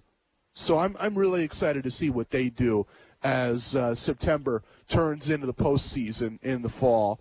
Padres are back in the wild card. Let's keep it with the baseball talk here. Padres are back in the wild card standings. The last couple of weeks, I'd heard national radio shows talk about there were doubts about their identity. And I don't agree with that, because they've had an identity. Their identity has been power hitting with Fernando Tatis Jr. and Manny Machado. That was their identity. It's just not a sustainable identity. And that's my concern for the Padres. Like, the NL West on paper has the 3 best offenses, and I think the 3 best teams in the National League, with the Giants, the Dodgers, and the Padres. But with the Giants, if Chris Bryant goes down, I trust that there are other hitters on that team that can get runs when they need it. With the Dodgers, if a Max Muncy goes down or say a Cody Bellinger goes down, I trust that they have guys that can generate runs. With the Padres, if Tatis and Machado have a down night or get injured, they have no shot. They're not scoring any runs. It's not a sustainable identity. I've seen it firsthand. I went to a game this summer. They won, but they needed 2 clutch home runs from Tatis and Machado to win. That's their identity. It's just not sustainable. So they're in the wild card race right now. I don't think they keep it. I don't see the wild card including San Diego when the season comes to a close, unless they just go crazy hot in that final month. If Tatis and Machado go off, sure. But right now I have them on the outside looking in. Curious what you think. Let's wrap the show next. I want to talk about Southern Oregon local sports. I want to talk about a reason for concern Saturday in Corvallis. And I want you to have an opportunity to predict the 2021 NFL season. That's all headed your way next, right here on Southern Oregon Sports Talk, presented by Medford BMW. 96.1, 580, The Game.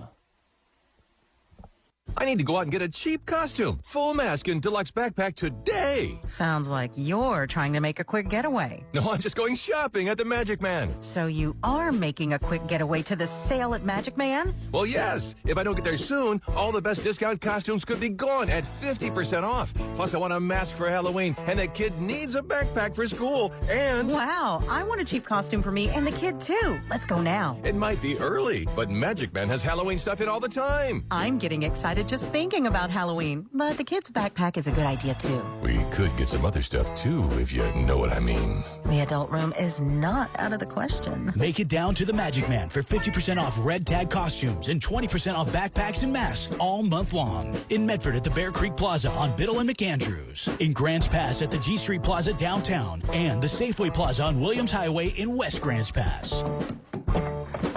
Hey, where did you go? I'm making the quick getaway to Magic Man. Oregon. This is our home. From its wide Pacific shore to its majestic peaks and open desert, this state has it all.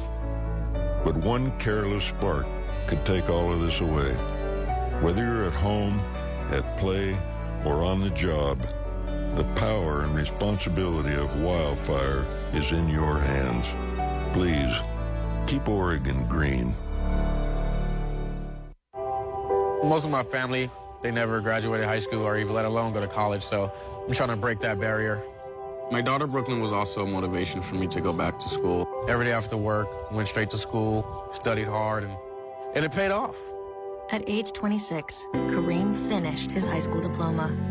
I could not have done it alone. I feel like if I didn't have anyone to push me, I wouldn't even bother to do it.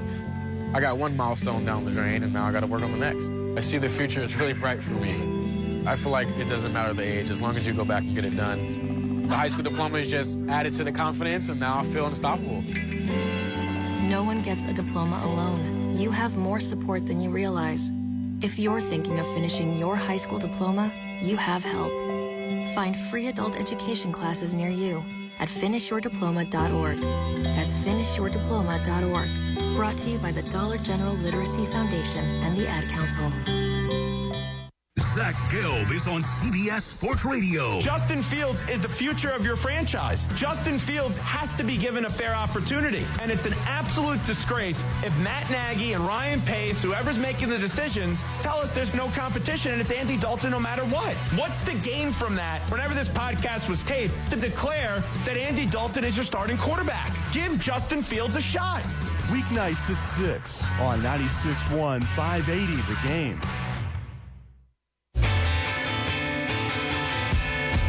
Southern Oregon Sports Talk with Matt Bagley. Talking local sports. Weekdays 4 to 6 p.m. on 96.1 580 The Game. Southern Oregon football had to cancel their season opener last Saturday. I was going to go down to Ashland and broadcast the game, but air quality prevented that, and they're still trying to reschedule. Last I read that there is a schedule put out on the conference website, but there's no schedule on Southern Oregon's website, and Southern Oregon's SID told me we're going to work that out. We'll figure out something very soon, early this week. So it's up in the air. I know that I looked at the air quality forecasts just to see. I was like, are they going to play in Ashland on Saturday? And I looked this up just to see, get a glimpse of what's going on. And unfortunately, the forecast doesn't look great for Ashland. And it doesn't look great for Medford or the rest of Southern Oregon either. I wouldn't be surprised if you see high school games canceled or moved due to smoke on Friday and Saturday. And that really bums me out.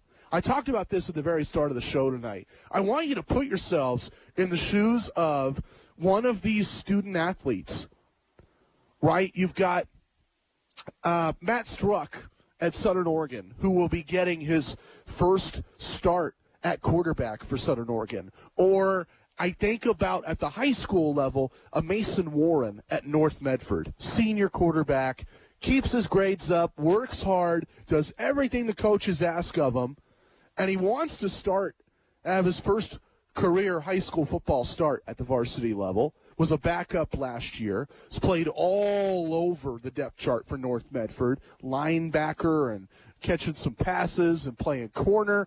And now he gets a chance to be quarterback. Season opener got canceled last week. I hope it doesn't get canceled this week. I mean, they'll be up where I am, so I think the air quality will be fine. But there are players all over the state that are still waiting for that opportunity. It's a real bummer to me, and it's something that I think when you think about the pageantry of high school and college football in our state, you just can't take it lightly. There's a chance that it might not happen. And certainly these players are going to make the most out of whatever happens. So don't take it lightly. We could talk NBA for a couple of minutes. I'll stash that on the back burner in case I need it. This is such a big football week. We're going real football heavy here on the show. Joe Staley, of course, Niner legend, did an interview on 49er flagship radio station KNBR in the Bay Area. He was talking to Greg Papa, my broadcasting idol, and Papa asked him, what's a fair expectation for this Niner team? It's a good question because 2 years ago, they stayed healthy and they went to the Super Bowl. Is it fair to expect that again? Here's Joe Staley on 49er flagship radio station KNBR in the Bay Area. I think it's twofold. I think definitely there is something to be said about staying healthy because I do believe this is a really loaded roster. I think they have more weapons. They have more depth, especially at the quarterback position. You saw that being an Achilles heel for the time that Jimmy's been with the team. It's, once he went down, it kind of derailed the whole entire offense and the team. But I also think, and I knew this as a player, every single season is a new year and presents new challenges, whether it be injuries, obviously, but just the dynamics in the team, managing expectations, a lot of stuff that's not just X's and O's, but, that locker room. But I do believe that they're built for success because they have those veteran leaders. I think Fred Warner is going to play a huge role in that this year. George going into his 5th year, really understanding what it takes to win day in and day out.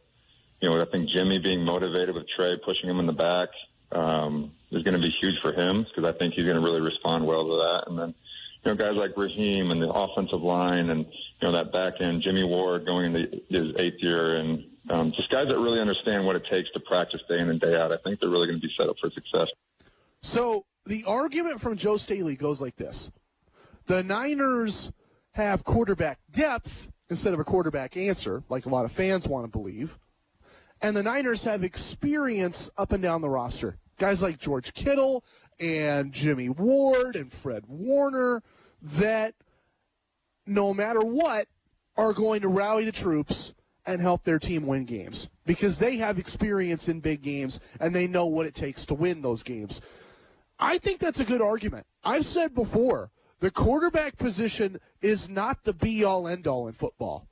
We focus on it, we watch it, but the games are won elsewhere, on the offensive line and on special teams and on defense on 3rd and long.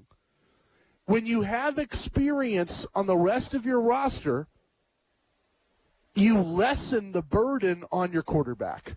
So I'm not willing to say that the Niners are a Super Bowl contender. I am willing to say that's a playoff team without a doubt if they stay healthy. Because they have experience, they have talent. I agree with Joe Staley. It's a loaded roster. Right now, that's a playoff team. And then get back to me in 3 months. We'll figure out if they're anything more than that. But I'm curious what you think. I'm curious if a healthy, playoff contending 49er football team is a fair expectation to you. 541-630-4792. Let's get you audio from KJ Wright. He was talking to a reporter in Vegas where he has been signed to a contract and thrust into the starting lineup. Yeah, it was definitely frustrating. Emotional roller coaster is the way I could describe it. Just when I ended my last season, hell of a season last year, I thought it was going to be a no-brainer that teams would get me within the first 2 days. That was my mindset. Let's go get KJ Wright. But it was quiet. It was very quiet with the, with the salary cap or teams want to go in another direction or whatever. And so, I was definitely frustrated and angry. But that stuff fueled me. He was frustrated to not have an offer early in free agency. He says it fueled him. I think his story is one that is echoed across the league. A great player, over the hill, a little bit old, in his 30s, and the NFL just looks at him and says, how long will this last? Right? Like you're grocery shopping and you might look at something that is on sale versus something that isn't, and you ask yourself, is this sturdy? If you ask yourself, is this thing going to break? Is this thing going to work? I go through that every time I go to Lowe's. Like I'm looking at the grills or I'm looking at accessories, and I ask myself, this charcoal that's on sale, is this going to burn as long as the good bag of Kingsford that I have here that might cost twice as much, right? Like I have to work those calculations out in my head and just kind of take the gamble. And NFL teams gambled that KJ Wright will not stay healthy. They gambled that KJ Wright will not have the same physical ability to impact football games that he's shown week in, week out in Seattle for the past few years. He's frustrated that they made that gamble. I think the Raiders are hoping that they gambled correctly, that he still has something left in the tank. And I'm eager to see if he is right and they're right, or if 31 other NFL teams are right. Because if they get it right, That's a starting caliber linebacker and a Pro Bowl caliber linebacker as well on a team that desperately needs it. Talk about experience, right? If KJ Wright still has the talent to stick on the field, his experience is almost second to none of active linebackers in the NFL and would really jumpstart that defense. Wrapping up the show, 541-630-4792. Let's go back to Oregon State. One reason for concern Saturday in Corvallis. I don't think Sam Noyer is the real problem with that offense. And I talked about this last hour. Sure, his completion percentage was not great. He did not make big plays. He did not throw deep touchdown strikes, even though he had guys open a couple times. But I think the real problem for Oregon State is that Sam Noyer didn't have a clean pocket. He got hit. One sack and 2 quarterback hits don't tell the real story. That's the official stat sheet. But I counted 3 big hits and a dozen pressures. I'm not going to blame Sam Noyer. I blame his offensive line. If they can't protect whoever is under center, they won't move the chains on offense. Oregon State's got to fix that line before they worry about the quarterback position. We'll talk about that and Oregon's chances in Columbus on Saturday and a whole lot more when I come back tomorrow. 4 o'clock right here. I'm going to talk to Joey Mack. We're talking Ducks. Going to have a great show for you. 4 o'clock tomorrow right here.